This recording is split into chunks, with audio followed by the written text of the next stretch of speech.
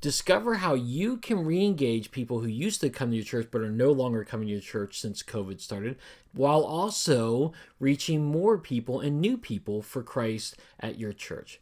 Are you ready? Because it's time. Holy nuclear time bombs! Holy overeating! Holy roller coasters! It's time! It's time. It's time for the YM Sidekick Podcast! Hello, heroes. This is Tom Pounder, and you are listening to the YM Sidekick Podcast. This is the podcast where ministry leaders come on and talk about tips and ideas and tools on how you can do ministry more effectively in this very digital and online world.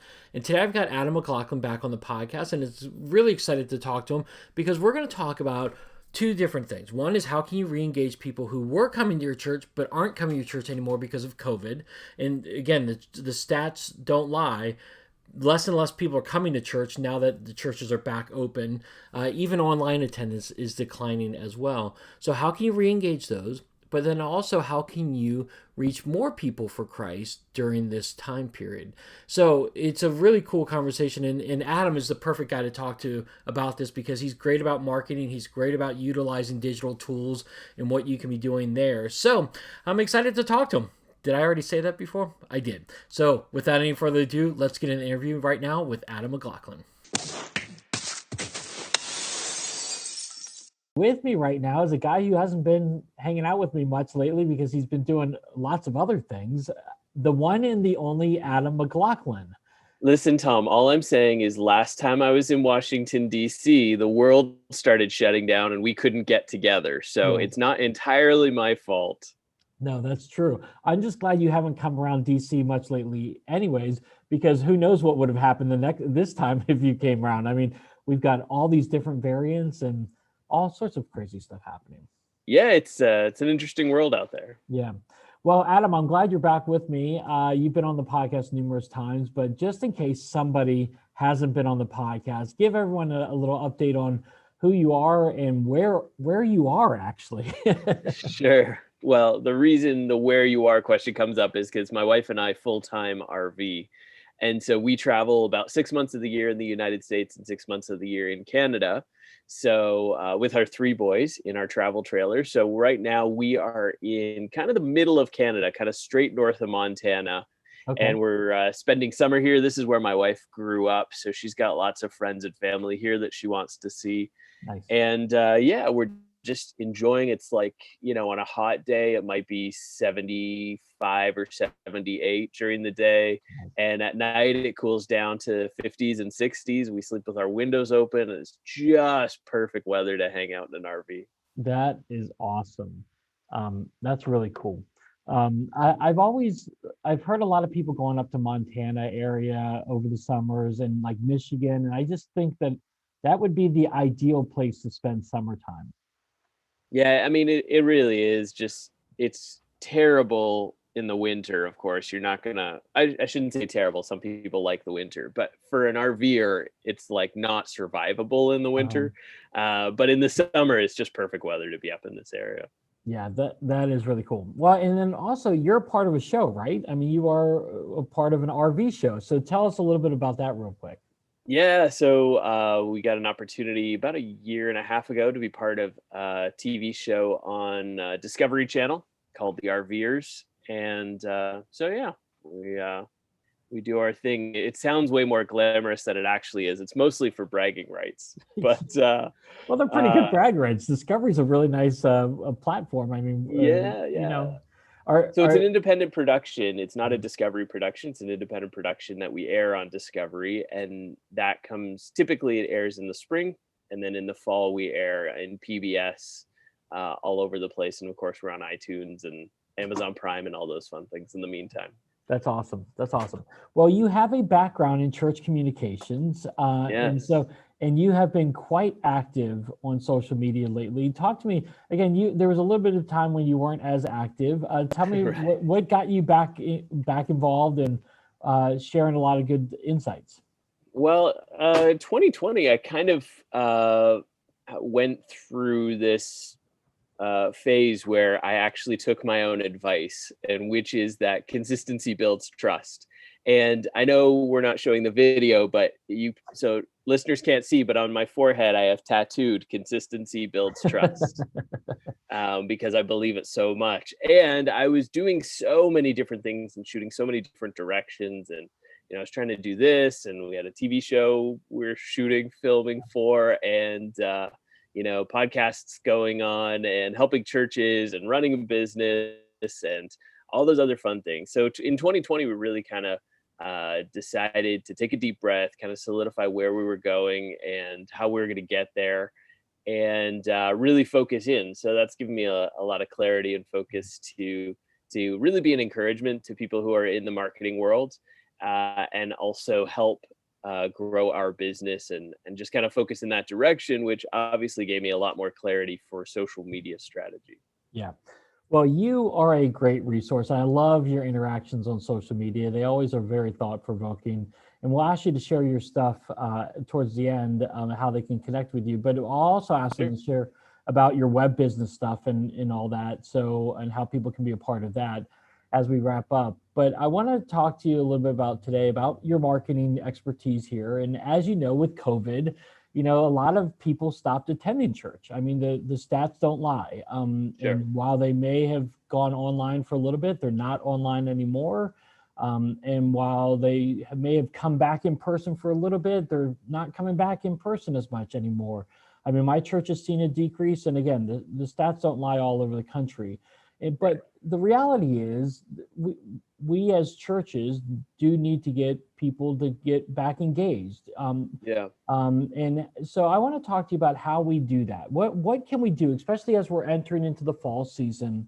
And who knows what's going to happen with the virus and all the different variants. But what would you give us as some good insights on how we can, as a church, re-engage people who may have checked out over COVID?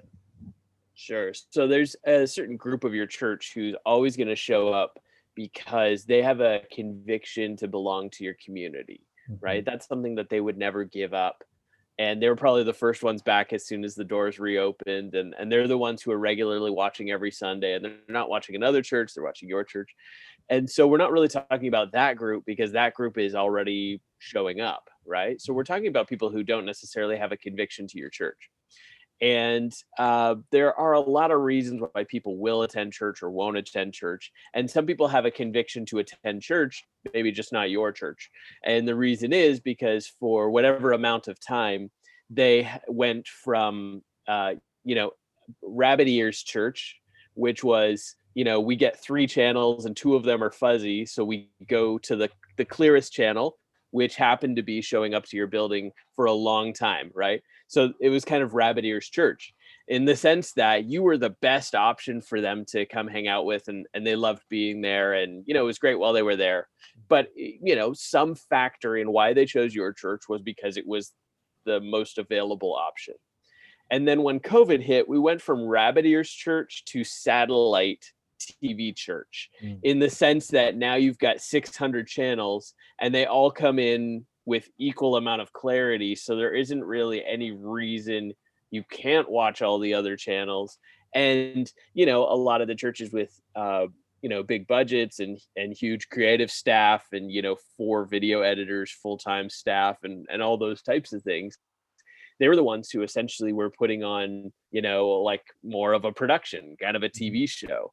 Yeah. And so, when they had the option of like, okay, we've got a church here that they turned on their iPhone and start recording, and the audio is kind of fuzzy, and there's this weird hum in the background, and the lighting's not very good, and I can't really see the preacher very well, versus like, name the church, which I don't have to name them. I'm sure everybody's got one in mind, where they're doing a production, they're doing the sermon bumpers, they're doing audio recordings, like they're doing CD quality music, as part of their worship.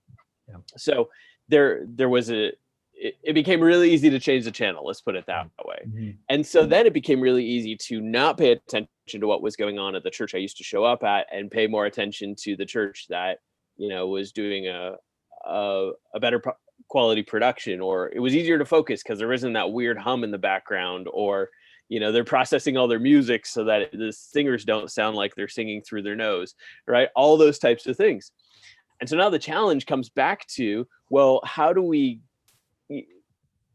challenge comes back to how we frame this question, because a lot of churches are thinking, how do we get the people who used to attend again? Yeah. And I think that a lot of those people have, so to speak, found a different home online, right? They found something else that, frankly, they like the production quality better. It's not that they don't have a conviction to be part of a local community. It's easier to sleep in, watch church in my pajamas. I can make pancakes while I'm listening to the preacher, whatever that is. So the question, I don't think, should be, how do we get those people to come back? I think the question is, how do we get people who are curious about church to engage physically at our church? And I think a lot of that leads into, I've talked to a few people who actually track these details, these metrics, and they find that people are watching online for 3 to 6 months before they ever show up in the building, even if they live 2 blocks away. And so I think what a mistake we're making sometimes, number one, is asking, how do we get the people who used to attend our church to attend again? Because I think there's a natural opportunity for us to go after people who are not churched or people who don't typically engage with church. If we're going to go after somebody, instead of unconvincing one group to watch online, how about we convince a new group that there's value to even participating in church? And then the second thing is to see online as a lead up, or in business world, we might call this part of the funnel, where people who watch online are starting the process of building a relationship with your church. And they might do that for a while before they ever show up in person. So not saying we're going to stop doing online because we want to force people's hands to show up in person. That's a quick way to dive the nose of your plane, the nose of the plane of your church into the ground, by saying we're not going to do online because there's so many other opportunities to do online. And when trust is at an all-time low, you really have an opportunity to build relationship with your online broadcast before you try to get somebody in person. So I would say those two things are the two conversations I think that churches need to have. Number one, we're not trying to get people who used to attend back in the building. They're welcome to, but that's not our focus. We can't focus on that. We need to focus on people who have never seen the value of having church in their life and getting them into the church. The second thing is to continue to focus on online, even if you're having in-person opportunities, and see that as the beginning of the relationship with somebody who could eventually come and participate with you in person. You just said a lot of great stuff here. This is great because let's dig into this a little bit more. And I'm trying to figure out which one I want to dig into more. Which are the two options? But here, we'll dig into the online option real quick here. Sure. I think it's really important because I think from what I'm hearing from different people is that churches are, in fact, saying, like what you just said, okay, we can meet back in person anymore. Let's bail on our online presence. And that is not the solution. Online is here to stay because let's just be honest. When we're recording this right now, there's a Delta variant coming out right now, and then there's other variants that are being talked about just loosely.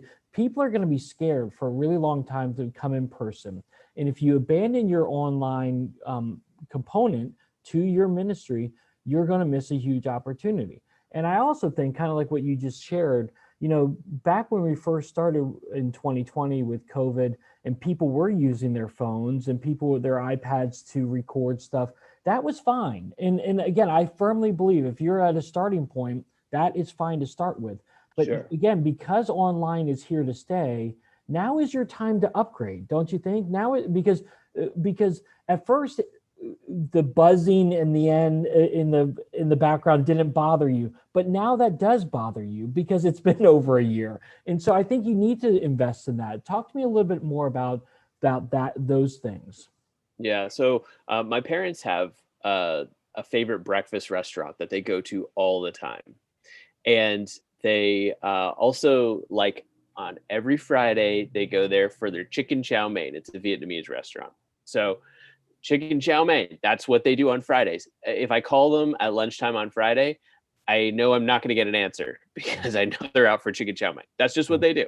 Yep. This restaurant in Canada was unable to do in-person seating for a long time. So they started doing takeout, which they had done maybe 5 or 10% of their business was takeout up until, all the shutdowns. Well, takeout now became, they were making 70 to 80% of their income back through takeout. Yeah. And so they really started to focus on takeout. Now, in Ontario, in Canada, they're starting to open up again, so you can have in-person dining. It would be ridiculous for the restaurant to now say, we're going to stop doing takeout because we want you to be here in person. We know, realistically, somebody in person spends way more than somebody in takeout. Because typically when you're doing takeout, you're not buying a soda, which is a high profit margin item. You're not going to add on dessert. Like, you're not going to go grab your food from a restaurant, go home, then go back for dessert. Mm-hmm. And so the restaurant is potentially missing out on a lot of income, in the sense that they're not selling the sodas, they're not selling the coffee, they're not selling the dessert, they're not selling the appetizers typically. So the perspective could be for that restaurant, you know what, we're going to stop doing takeout, we're going to force people's hands, and we're going to have them come in and sit, because we make more money on people who dine in on a per person level. And this is kind of and as ridiculous as that sounds, this is kind of what churches sound like when they say we're going to stop doing online. And so I think sometimes when we take it out of the context of church, we put it in the context of like business. If this was your favorite restaurant and they decided they're stopped doing takeout, you're going to find a new favorite restaurant. I mean, if you're used to doing takeout, that's just your thing, right? And so if you all of a sudden decide you're not going to do online broadcast because you want to force people's hands, you want to, I hear churches say that they want to instill the fear of missing out. Well, all you're doing is you as a church, as a community, you're the one missing out because those people are leaving. They're going to find another alternative. So I think that we have to understand the reality of the situation, and sometimes taking it out of church context puts it in a little bit, more understandable terms. I love how you take it and put it into real terms. I mean, seriously, I love it. Yeah, I forget your original question now. No, but again, how can we continue to invest online? Yeah. Yes. Okay, so I think that not simply broadcasting what's happening in person, and also you can watch this online if you'd like. I think doing something intentional for online is an important piece of the puzzle. Now, this could just be simply bumpers at the beginning and end. So you do a bumper at the beginning that says, hey, my name's Adam. I'm your online campus pastor. Thank you for watching online. By the way, if you have any questions during today's service, how about you just drop me an email? Here's my email address. I will respond to you personally within 24 hours. Enjoy the service. And then you go to like the actual live broadcast of the service. If anybody wants some ideas on how to do this, the go-to guy right now is Jason Moore. He's got some training called Both And, which is talking about both in person and online, or both online and in person, depending on how you want to frame that. But Jason Moore is the guy to talk to you about that. So I would say create an opportunity where you are taking time to engage with your online audience intentionally, not just simply broadcasting whatever happens to be happening in your building every Sunday. Yeah, I agree with you. Again, the more you can gear it towards people who are watching online, the better. Again, I'm seeing where we're at in Virginia, we're open still. Everything's been fine. But I see more and more people in person again that I haven't seen in a long time. But there's still a lot of people. We are still not anywhere close to where we were before COVID hit. And so again, and some of these people are online, and we need to make sure that they've got a good user experience when they're online, and they feel like they're part of something more than just it's a live stream, go have a happy good time or something like that. So yeah, so I there's one church, Elevation Church, and they will only do their broadcast at certain times, then they take it down. They don't leave it live.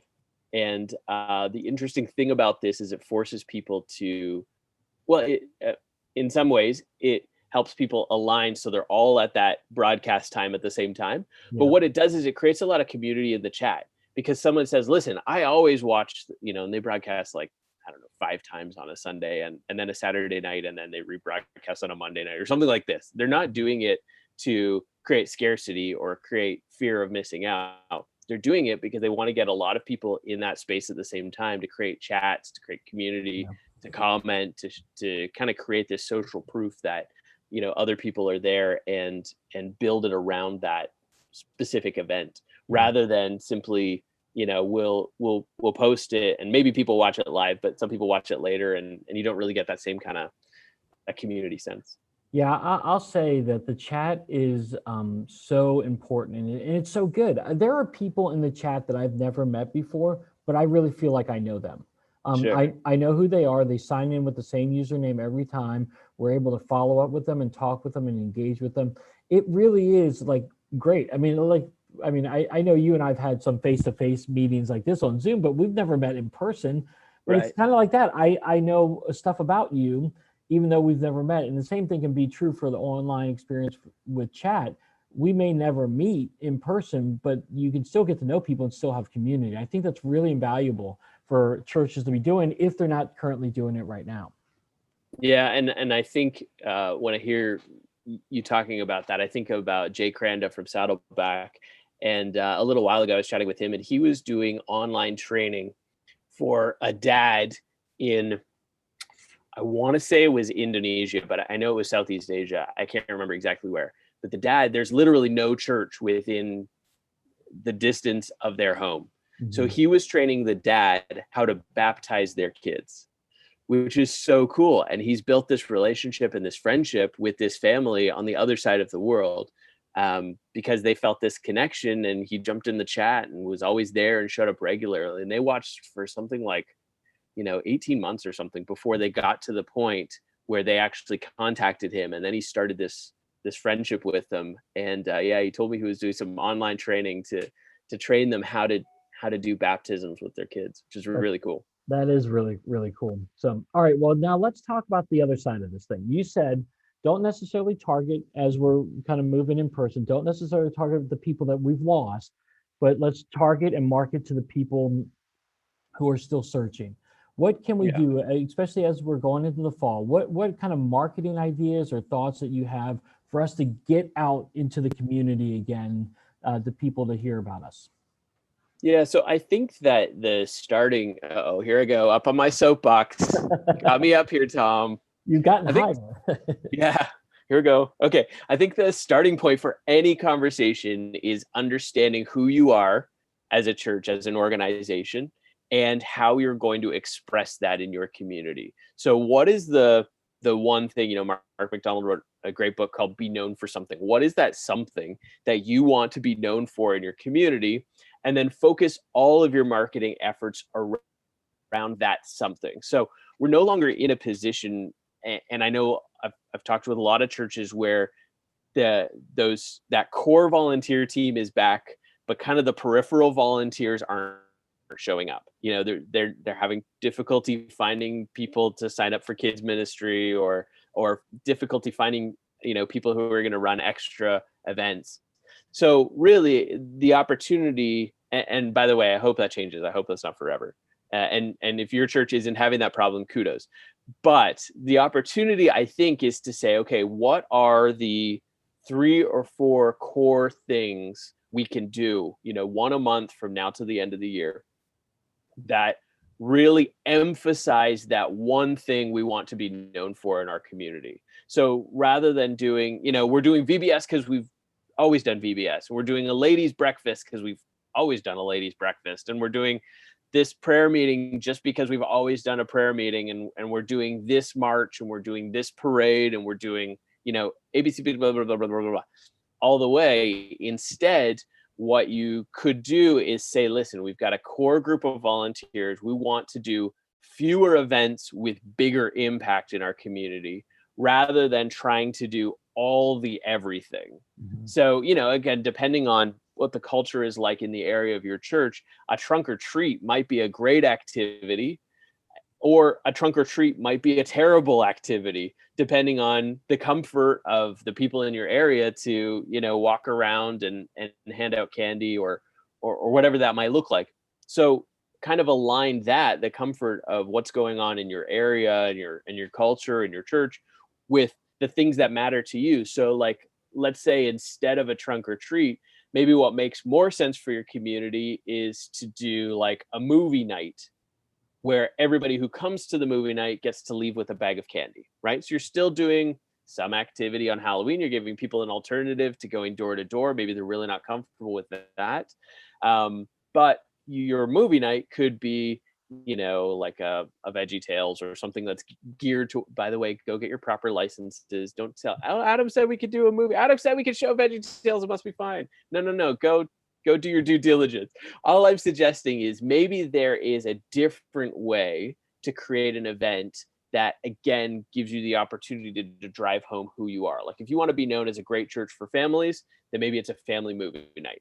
If you wanted to be known as the church where business people get to grow their business and learn from each other and develop each other, then maybe you're not doing a trunk or treat. Instead, you're doing a business breakfast. What is that one thing that really tells your community who you are, what you want to be known for, and really focus in on those events and weed out kind of the peripheral, we're doing it because we've always done it type events.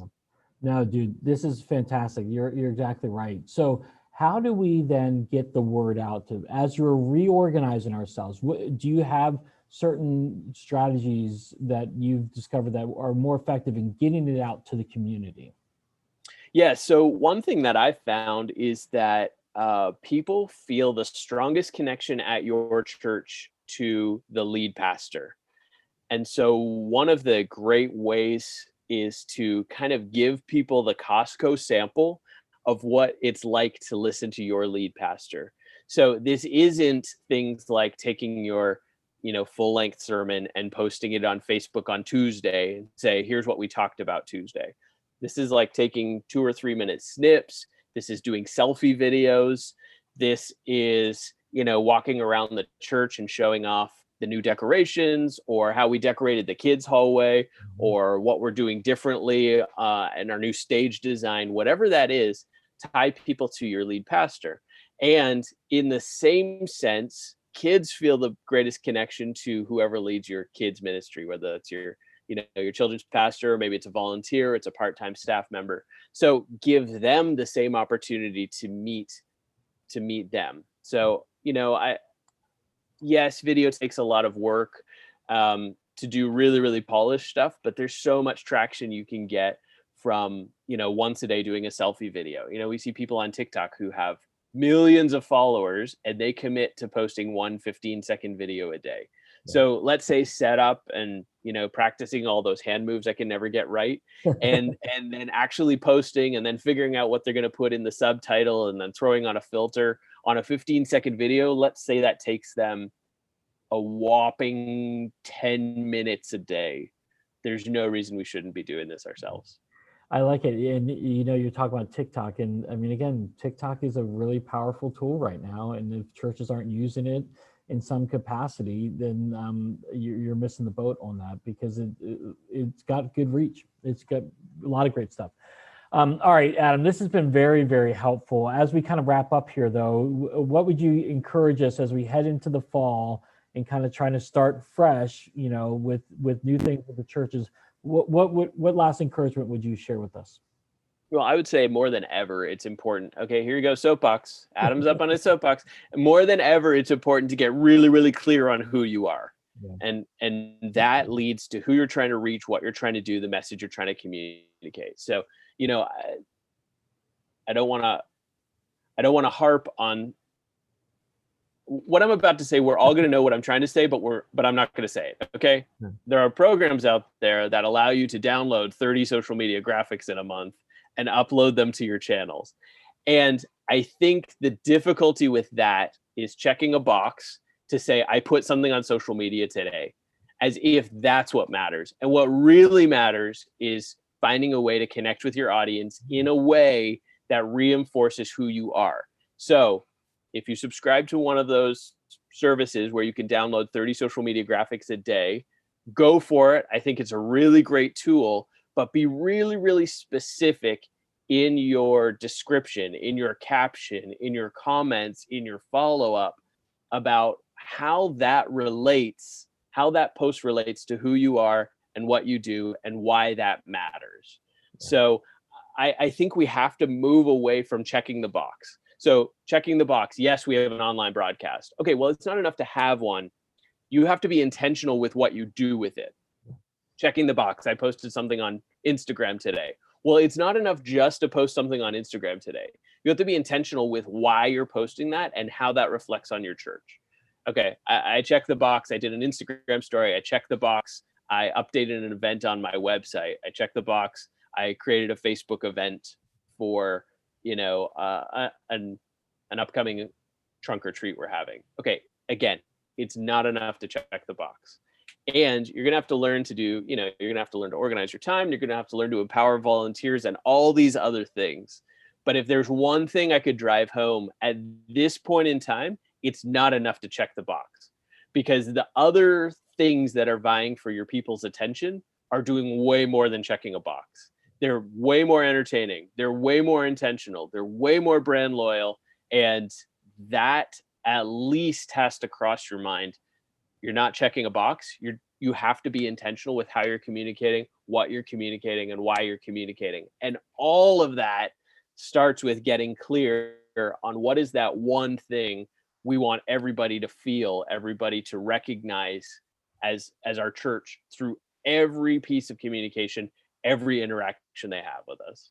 That is awesome. And that is convicting too. I mean, because too often I check the box, and that's really important. Great thing to end on here. But before I let you go, Adam, tell people how they can connect with you, and then also tell me a little bit about your web stuff. Sure. Well, my favorite way to connect online right now is with Twitter or Instagram. Twitter. Yes. And I know Tom's a big Twitter proponent, and I didn't just say that for Tom's benefit, but I really do love Twitter. I've been really intentional with it, really enjoying it lately. And so either Twitter or Instagram, Adam_McLaughlin. So Twitter is going to be a lot of like my encouraging kind of content and like ideas for business and quick marketing quips and quick tips and all that kind of stuff. Instagram is like where I unleash and I go crazy and I go silly and I bug my wife and I bug my kids with dad jokes. If that's what you're looking for, you can find that stuff on Instagram. That's good. And talk to me, and your website is AdamMcLaughlin.net, correct? Yes, silver medal of domain names, silver medal. So if anybody owns the .com, please let me know. I'd like to have it. Otherwise, AdamMcLaughlin.net. And of course, you can find all my social media channels there, and you can click all those buttons. Great. And there's a lot of content there. Marketing for businesses as well as marketing for churches at AdamMcLaughlin.net. Adam, it's always great to talk to you. So thanks for taking time and talking with me today. Thanks for hanging out, Tom. Thanks for having me. All right, so there you have it, my conversation with Adam. It's always great talking with him and catching up with him and where he's at and what he's doing. And he's just a great resource. So I would love to hear from you. What stood out to you? What encouraged you? What challenged you? What do you agree with? What do you maybe disagree with? Definitely hit us up on Twitter. You can hit me up at TA Pounder, and you can hit up Adam at his as well. And I've got all his links, all his connections in the show notes, so you can just easily go there and click on that. But we would love to hear from you and what you're learning and what you're doing and how you're doing this as a church. Maybe there's something that Adam shared that is new to you, but maybe there's something that he didn't share that you're doing that's being successful. We would love to hear it. So let's continue this conversation on Twitter, or you can just email me to tom@ymsidekick.com. All right, heroes, well, that wraps it up for another episode of the YM Sidekick podcast. As always, thank you so much for being with me. I really appreciate it. If you'd love to, I would love for you to do this, but subscribe to it on iTunes or Spotify or wherever you get your podcasting episodes from, or you can go to ymsidekick.com. There I've got all my content, including the ebooks, the blogs, the vlogs, the podcasts, the information about Digital Bootcamp Facebook group where all ministers from all different backgrounds get together and we talk about digital tools to help us expand our reach in ministry. And you can get all that at ymsidekick.com. All right, heroes, well, I hope you have a great rest of your week, a great rest of your day. And until next time, have a great one.